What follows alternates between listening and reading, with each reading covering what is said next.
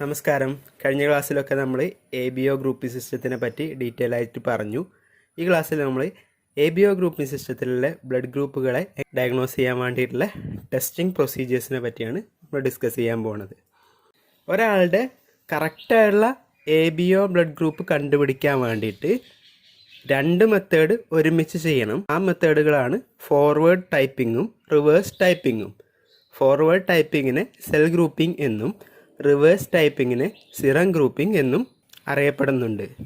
Forward ഗ്രൂപ്പിങ്ങിന് unknown ആയിട്ടുള്ള red സെല്ലിൻ്റെ സർഫസിലുള്ള ABO ആൻറ്റിജൻസിനെ കണ്ടുപിടിക്കുകയാണ് ചെയ്യുന്നത്. അതിനെതിരായിട്ടുള്ള സ്പെസിഫിക് ആയിട്ടുള്ള anti A anti B reagents ഉപയോഗിച്ചിട്ട്. റിവേഴ്സ് ഗ്രൂപ്പിങ്ങിൽ അൺനോൺ ആയിട്ടുള്ള സിറത്തിലോ പ്ലാസ്മയിലോ ABO ആൻറ്റിബോഡീസിനെ കണ്ടെത്തുകയാണ് ചെയ്യുന്നത്. അതിന് വേണ്ടിയിട്ട് നമ്മൾ നോണായിട്ടുള്ള A സെല്ലിനെയും B സെല്ലിനെയും O സെല്ലിനെയും ഉപയോഗിക്കും. റിവേഴ്സ് ടൈപ്പിംഗ് ആയാലും ഫോർവേഡ് ടൈപ്പിംഗ് ആയാലും ഒരുമിച്ച് ചെയ്യുമ്പോൾ, അതായത് രണ്ടിൻ്റെയും റിസൾട്ട് മാച്ച് ചെയ്ത് നോക്കിക്കഴിഞ്ഞ് കഴിഞ്ഞാലാണ് നമുക്ക് കറക്റ്റ് ഒരാളുടെ ഗ്രൂപ്പ് എന്താണെന്ന് പറയാൻ പറ്റുള്ളൂ. ഏതെങ്കിലും ഒന്ന് നോക്കിയിട്ട് അയാളുടെ കറക്റ്റായുള്ള ABO ഗ്രൂപ്പ് പറയാൻ സാധിക്കില്ല. ഇനി നമുക്ക് ABO ഗ്രൂപ്പിംഗ് ചെയ്യാൻ വേണ്ടിയിട്ടുള്ള റിയേജൻസുകളെ പറ്റി പറയാം. മെയിനായിട്ട് 3 തരം റിയേജൻറ്റുകളാണുള്ളത്. Antibody reagents, red cell reagents, supplementary reagents. അല്ല, ആദ്യത്തെ ABO antibody reagents. ABO antibody reagents monoclonal antibodies ആണ്. ഈ monoclonal antibodies antibody secreting cells culture ചെയ്തിട്ടാണ് നമ്മൾ ഉണ്ടാക്കുന്നത്. ഈ ആൻറ്റിബോഡി സെക്രീറ്റിംഗ് സെൽസിനെ ഹൈബ്രിഡോമാസ് എന്നാണ് അറിയപ്പെടുന്നത്. ഹൈബ്രിഡോമ ടെക്നോളജി നമ്മൾ വേറൊരു ക്ലാസ്സിൽ ഡിസ്കസ് ചെയ്യും. ഹൈബ്രിഡോമ ടെക്നോളജിയിലൂടെയാണ് നമ്മൾ മോണോക്ലോണൽ ആൻറ്റിബോഡീസിനെ പ്രൊഡ്യൂസ് ചെയ്യുന്നത്.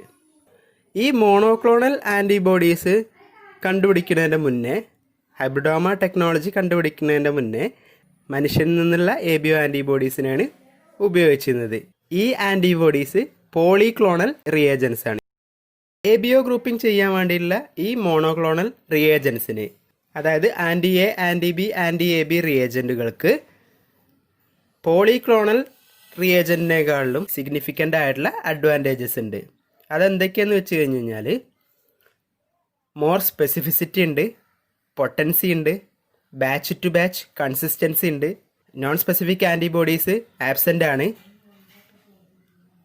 അതുപോലെ തന്നെ HIV, ഹെപ്പറ്റൈറ്റിസ് പോലുള്ള വൈറസുകളൊന്നും ഇതിൽ ഉണ്ടാവില്ല.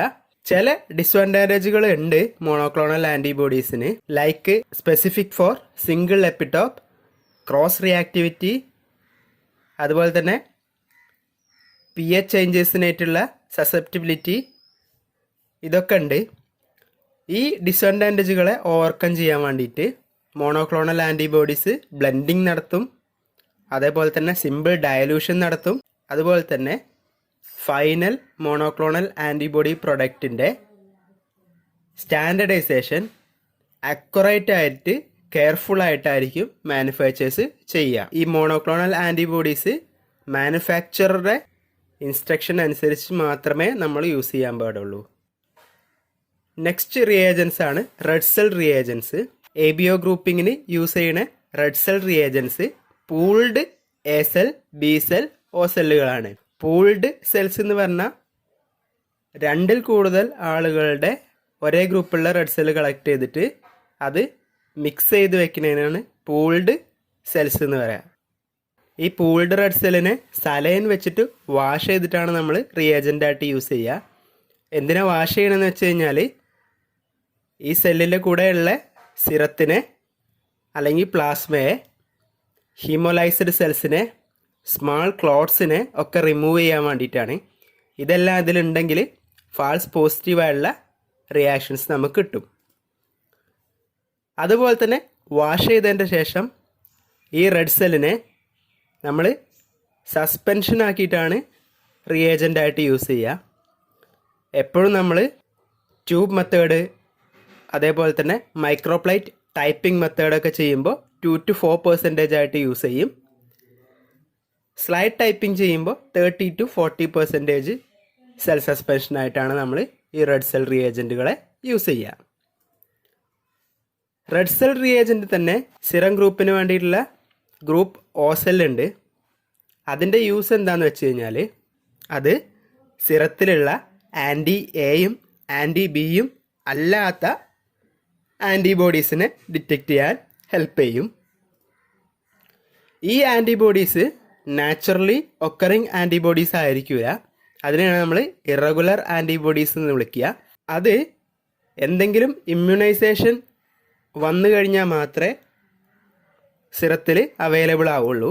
ഈ ഇമ്മ്യൂണൈസേഷൻ എങ്ങനെയൊക്കെ വരാമെന്ന് വെച്ച് കഴിഞ്ഞാൽ 2 എക്സാമ്പിളുകളാണ് ട്രാൻസ്ഫ്യൂഷൻ, അതുപോലെ തന്നെ പ്രഗ്നൻസി. ഇങ്ങനത്തെ സിറ്റുവേഷൻസിൽ ചില ആൻറ്റിജൻസിൻ്റെ ഇമ്മ്യൂണൈസേഷൻ വന്നിട്ട് അതിനെതിരെ ആൻറ്റിബോഡീസ് ഫോം ചെയ്യും.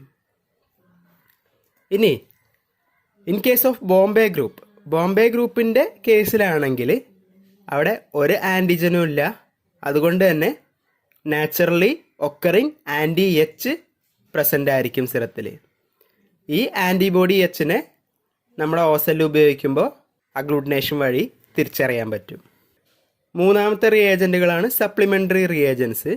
സപ്ലിമെൻ്ററി റിയേജൻസ് എന്ന് പറഞ്ഞു കഴിഞ്ഞാൽ മെയിനായിട്ട് യൂസ് ചെയ്യുന്നത് സബ് ഗ്രൂപ്പിനെ സസ്പെക്റ്റ് ചെയ്യുമ്പോഴാണ്.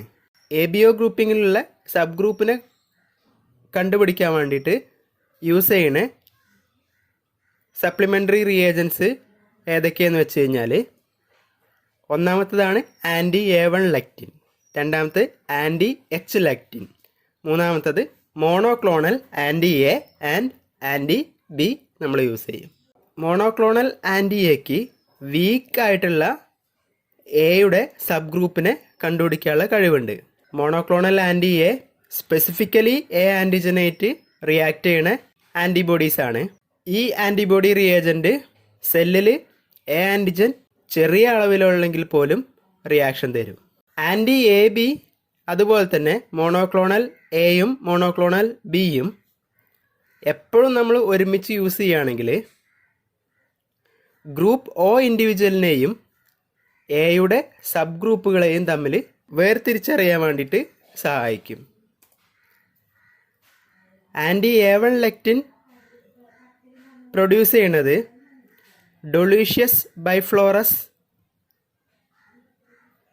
അതിൻ്റെ സീഡിൽ നിന്നാണ്. ആൻറ്റി A1 ലെക്റ്റിൻ പ്രൊഡ്യൂസ് ചെയ്യുന്നത് ഡൊളീഷ്യസ് ബൈഫ്ലോറസ് എന്നു പേരുള്ള ഒരു ഹെർബിൻ്റെ സീഡിൽ നിന്നാണ്. ഇത് A1 ഇൻഡിവിജ്വൽസിനെ സ്പെസിഫിക് ആയിട്ട് റിയാക്ട് ചെയ്യുന്ന ഒരു റിയേജൻ്റാണ്. ഇത് A2വിൽ നിന്ന് A1 ഗ്രൂപ്പിനെ ഡിറ്റക്റ്റ് ചെയ്യാൻ നമുക്ക് ഉപയോഗിക്കാം. Anti H reagent selectively ABO ഗ്രൂപ്പ്സുകളായിട്ട് റിയാക്ട് ചെയ്യും H സബ്സ്റ്റൻസിൻ്റെ അളവനുസരിച്ച്.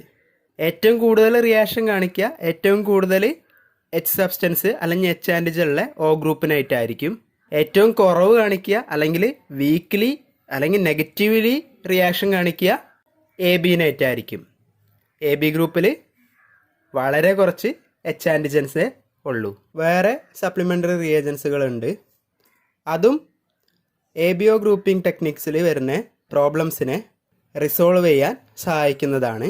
അതിലൊന്നാമത്തതാണ് group A2 cells, group O reagent screening cells, group A2B cells.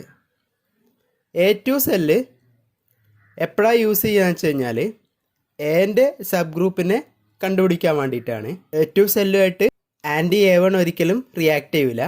A1 ഗ്രൂപ്പുള്ള ഒരാളുടെ ശരീരത്തിൽ ആൻറ്റി A1 ഉണ്ടായിരിക്കില്ല, പക്ഷേ A2 ഗ്രൂപ്പുള്ള ഒരാളുടെ ശരീരത്തിൽ ആൻറ്റി A1 ഉണ്ടായിരിക്കും. നമ്മൾ കഴിഞ്ഞ വീഡിയോയിലൊക്കെ പറഞ്ഞ പോലെ തന്നെ ഈ A2 സെല്ല് ഉപയോഗിച്ചിട്ട് റിയാക്ഷൻ നടത്തുമ്പോൾ അഗ്ലൂനേഷൻ കിട്ടിയിട്ടില്ലെങ്കിൽ അവിടെ ആൻറ്റി A1 ആണെന്ന് നമുക്ക് മനസ്സിലാക്കാൻ പറ്റും.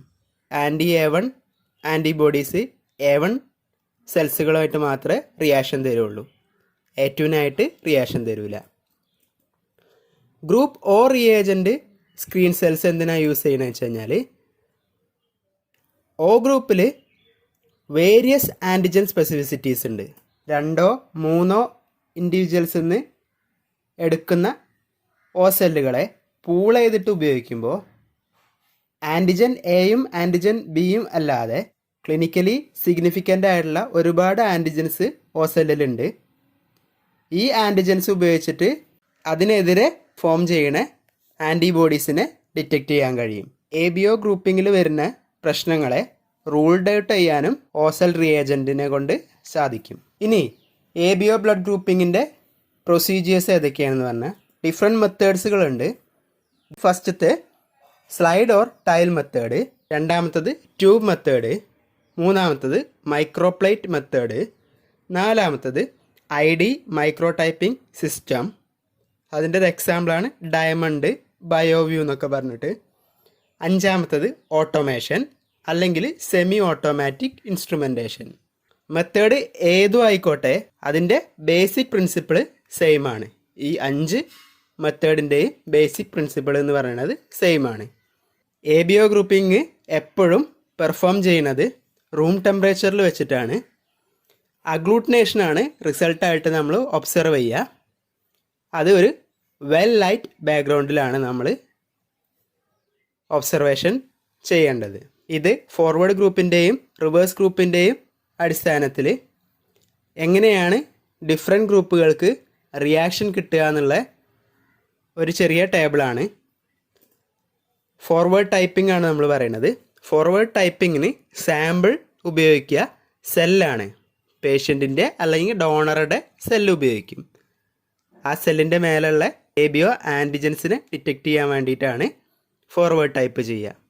റിയേജൻ്റായിട്ട് മോണോക്ലോണൽ ആൻറ്റി എയും മോണോക്ലോണൽ ആൻറ്റി ബിയും യൂസ് ചെയ്യും.